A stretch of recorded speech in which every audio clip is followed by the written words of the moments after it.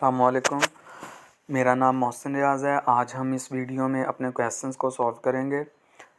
यहाँ हमारे पास जो डाटा गिवन है वो ये है कि during the past 5 years you own two stocks that had the following actual rate of returns. हमारे पास 5 ईयर्स गिवन है, हमारे पास 2 स्टॉक्स गिवन है, stock A and stock B, और इनके रिटर्न्स हमारे पास गिवन है। हम अपने इसके पार्ट ए को अब रीड आउट करते हैं कि वो हमसे क्या पूछ रहा है। Compute the arithmetic mean annual rate of return for each stock which stock is most desirable by this measure. वो कह रहे हैं कि हमें annual arithmetic rate of return find करके दें और बताएं कि इनमें से डिज़ायरेबल रिटर्न कौन सा है।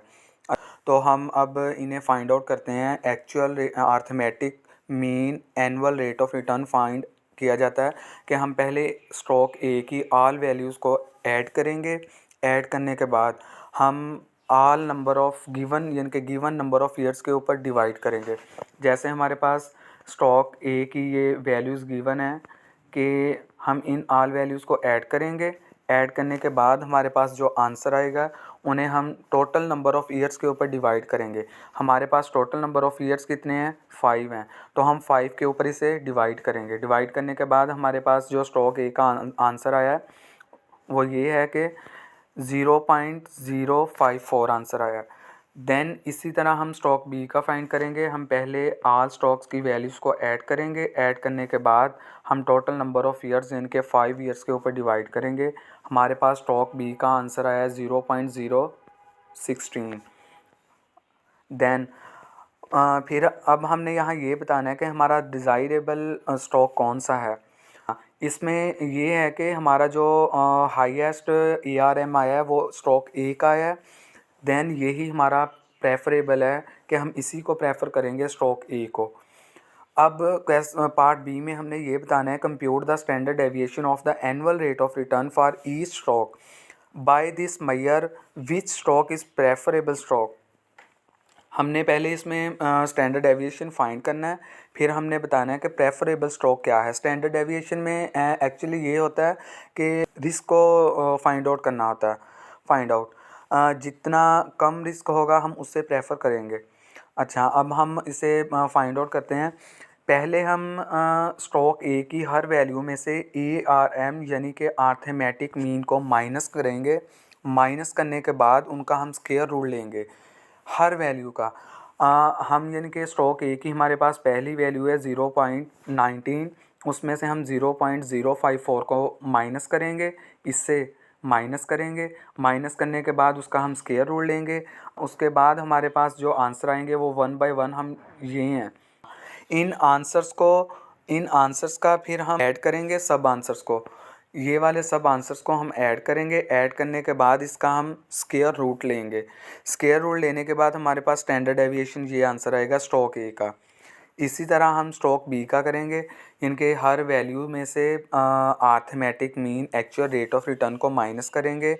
माइनस करने के बाद फिर हम उनका स्क्वायर रूट लेंगे, स्क्वायर लेंगे। स्क्वायर लेने के बाद उनके आल वैल्यूज़ को ऐड करेंगे। ऐड करने के बाद उसका हम स्क्वायर रूट लेंगे। स्क्वायर रूट लेने के बाद हमारे पास स्टॉक बी का स्टैंडर्ड डेविएशन 0.05678 आया। तो अब हम बताएंगे कि हमारा मिनिमम रिस्क किस स्टॉक में है। तो कम रिस्क हमारा स्टॉक बी में है, इसीलिए हम स्टॉक बी को प्रेफरेबल स्टॉक कहेंगे।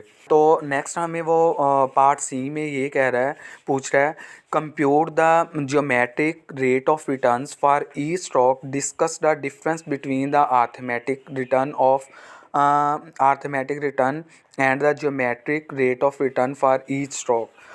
तो जो हम ज्योमेट्रिक मीन को फाइंड करते हैं उसे हम ऐसे फाइंड करेंगे कि हमारे जो स्टॉक ए की और स्टॉक बी की जो एक्चुअल वैल्यूज़ हैं हम उनके अंदर 1 को ऐड करेंगे, और 1 को ऐड करने के बाद हम उन आल वैल्यूज़ को आपस में मल्टीप्लाई करेंगे। मल्टीप्लाई करने के बाद स्क्वायर रूट के अंदर हमारे टोटल्स नंबर ऑफ़ ईयर्स 5 हैं। तो जब हम बार को ख़त्म करेंगे तो 1 डिवाइडेड बाई 5 होगा, 0.2 हमारा आंसर होगा। हम 0.2 को मल्टीप्लाई करने के बाद 1 को उनमें से माइनस करेंगे। माइनस करने के बाद जो हमारे पास आंसर आएगा वो हमारा stock A and stock B के आंसर्स होंगे। वो दोनों के हमारे पास आंसर गिवन है, stock A and stock B के। तो देन हम इन्हें परसेंटेज के अंदर कन्वर्ट करेंगे। ज्योमेट्रिक मीन के अंदर हमारा स्टॉक ए है प्रेफरेबल है, स्टॉक प्रेफरेबल स्टॉक है then the stock B. Question number 2 में हमने फाइंड आउट करना है कि stock broker calls you and suggest that you invest in the XYZ company. After analysing the annual report and other material, you believe that the distribution of the expected rates of return is all follow. Calculate the expected rate of returns of the XYZ stock। हमारे पास data given है, हमें rate of return ये हमारे पास given है और उसके बाद probability भी हमारे पास गिवन है। हम इन सब को आपस में मल्टीप्लाई करेंगे 1/1 -0.1 मल्टीप्लाई बाय 0.3, इन्हें हम ऐसे मल्टीप्लाई करके 1/1 का आंसर यहाँ गिवन है। फिर इन्हें हम ऐड करेंगे, हमारे पास एक्सपेक्टेड रेट ऑफ रिटर्न आ जाएगा। ये है हमारा एक्सपेक्टेड रेट ऑफ रिटर्न। हमारे पास जो थर्ड क्वेश्चन है वो ये है कि an investors required rate of returns is a function of the economy risk free rate and inflation premium that that compensates the investors for loss of the purchasing power and the risk premium that compensates in the investors for taking the risk। इसमें हमारे 3 parts हैं। First part है the risk free rate of return is the pure time value of money and is the compensation and individual demands for the differing compensation. More objectively, the risk free rate can be measured in the term of a long run real growth rate in the economy के growth rate में ये long term होता है। And since the investors opportunities available in the economy influence the risk free rate of return. इसमें ये है कि जब इन्वेस्टर कहीं इन्वेस्ट करता है तो वो कुछ ड्यूरेशन के बाद जिनके वो अपना रिस्क हासिल करता है वहाँ से। अच्छा, सेकंड जो है हमारे पास वो है the inflation premium which can be conveniently measured in terms of the consumer prices index। यानी कि ये प्राइसेस के चेंज होने की बात यहाँ हो रही है। Is the additional protection in individual requires to compensate for the erosion in purchasing power resulting for the increasing prices, यानी कि प्राइसेस इंक्रीज़ होती हैं। अच्छा, तीसरा पार्ट इसका हमारे पास है since the returns on all investments is not certain as it is with T bills यानी कि treasury bills, the investors requires a premium for taking on addition risk. अपने रिस्क की एडिशन के लिए ये करते हैं, प्रीमियम करते हैं, रिक्वायर करते हैं। The risk premium can be in examine in the term of business risk.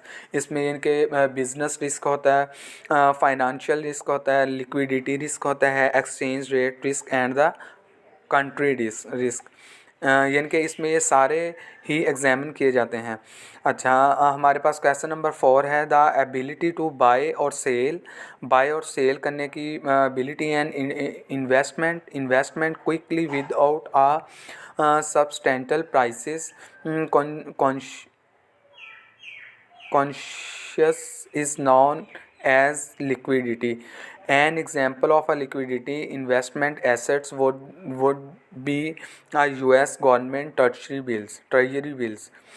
अच्छा, our treasury bills can be bought or sold in minutes, यानी कि मिनट्स में सोल्ड किए जाते हैं और ख़रीदे जाते हैं at a price almost identical price के ऊपर the quoted prices. In contrast an example of an illiquidity assets would be a specialized machine or a price partial of real estate in a remote area. In both cases, the might take a considerable period of time to find potential sellers or buyers, and the actual selling price could vary substantially from expectations. इसमें यानी कि जो है liquidity and illiquidity, liquidity ये होती है कि जो हमारी इजीली कैश में चेंज हो जाए, लेकिन जो इलिक्विडिटी है वो ये है इनके जो मशीनरी है ये हमारी कैश में चेंज नहीं होती, इसमें यही बात कर रहे हैं वो। ज़्यादा इंक्रीज यूज़ ऑफ द डेप्ट, the increased use of the debt increase the fixed interest payment, since this fixed contractual payment while increase the residual earning net income will while become more variable